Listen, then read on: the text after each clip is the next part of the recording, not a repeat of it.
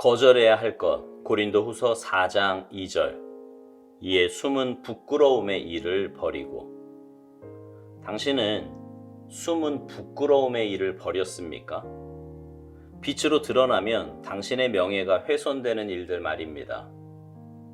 당신은 그것들을 쉽게 감출 수 있습니다.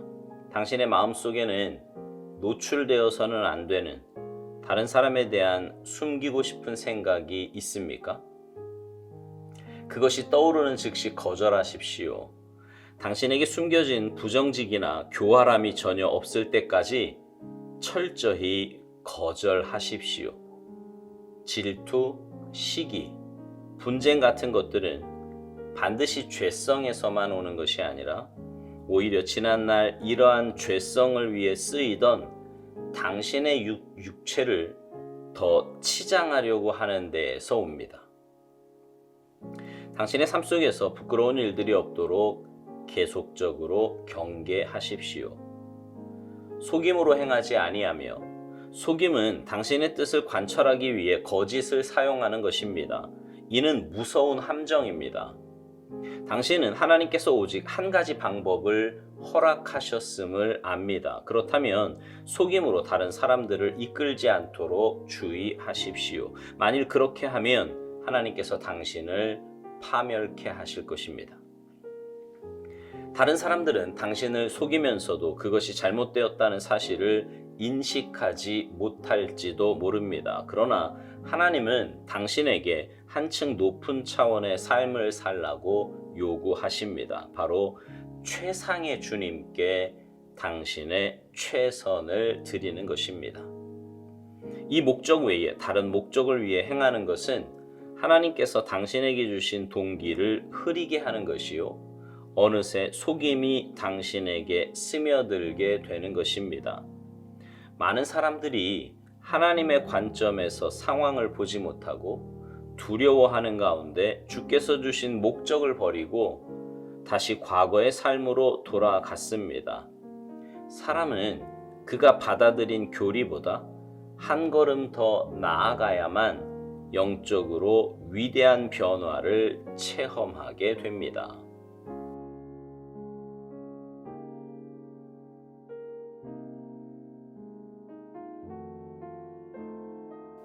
예수 믿고 하나님의 자녀가 되었는데요, 여전히 우리 안에는 죄와 유혹의 습성이 남아 있습니다. 고린도후서 4장 2절에서는 이것을 숨은 부끄러운 일이다 이렇게 말합니다. 문제는 주님은 우리를 향해 우리가 품은 모든 것이 심각한 죄임을 말씀하고 있다는 거예요. 형제를 보고 미워하면 살인죄를 저지른 것이라고 말씀합니다. 이성을 보고 음욕을 품으면 간음죄를 저지른 것이라고 말씀해요. 돈을 사랑함이 일만하게 뿌리라고 말씀합니다. 그러니 그 숨은 부끄러운 일은 그냥 방치해 두어서는 안 되는 일입니다.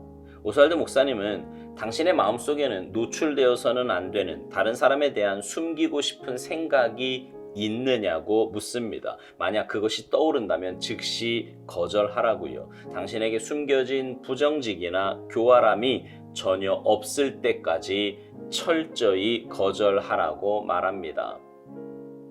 그러니까 우리 안에 숨겨진 그 부끄러움에 대해 가장 먼저 해야 할 일은 거절입니다. 거절.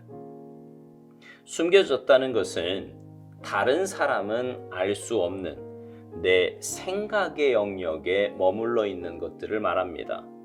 생각에서부터 시작된다는 말인데 그것을 품고 묵상하면 그게 내게 되는 거예요.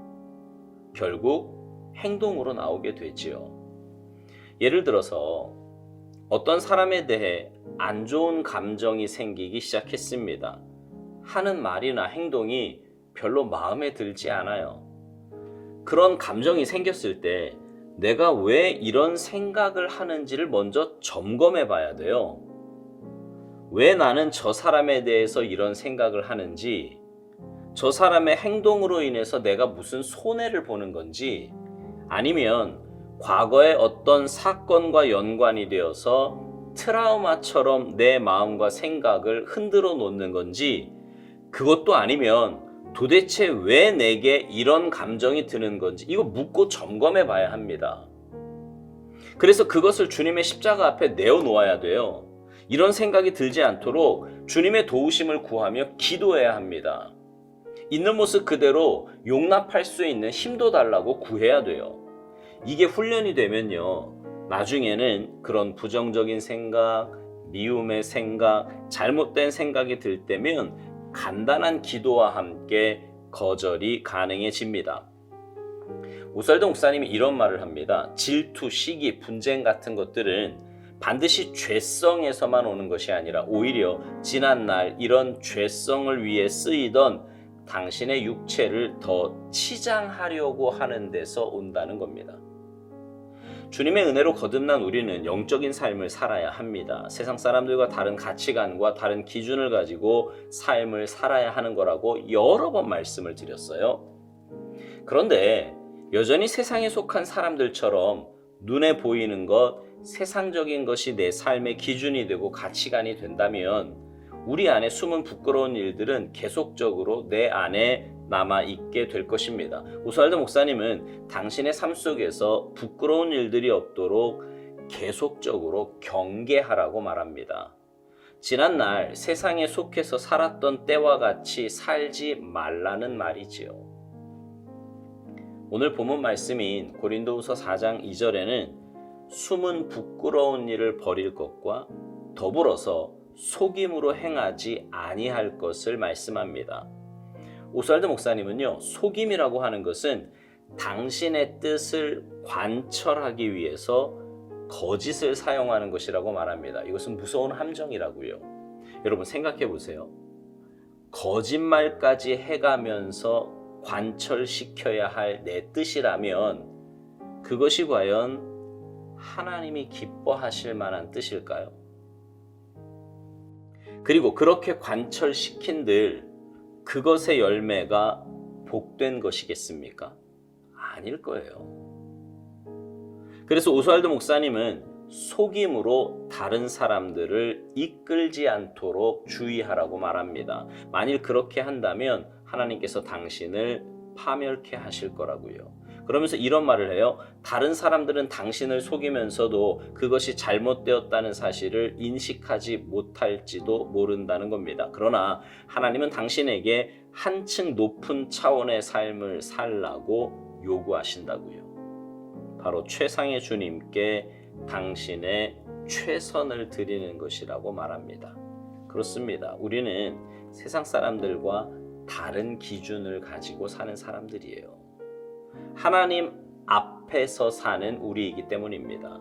혹 하나님을 믿는다고 하는 사람 가운데 그렇게 살지 않는 사람이 있다고 할지라도 우리는 그 사람의 행동에 대해서 왈가불가할 필요는 없습니다. 그것은 하나님 영역이기 때문이에요.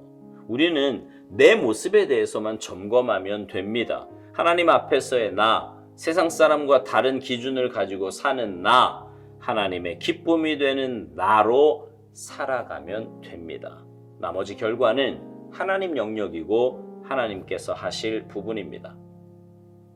오스왈드 목사님은 최상의 주님께 당신의 최선을 드리는 목적 외에 다른 목적을 위해 행하는 것은 하나님께서 당신에게 주신 동기를 흐리게 하는 것이요 어느새 속임이 당신에게 스며들게 되는 것이라고 말합니다.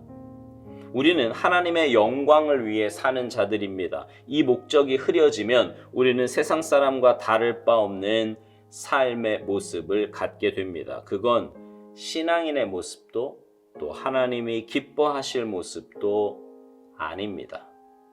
사랑하는 성도 여러분, 여러분의 삶은 어떻습니까? 거절해야 할 것을 잘 거절하고 계십니까?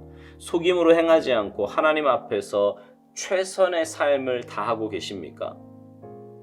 그런 삶이 그리스도인의 마땅한 삶임을 기억하시고 올바른 기준으로 믿음으로 살아가시는 여러분 모두가 되시기를 주님의 이름으로 축복합니다. 아멘.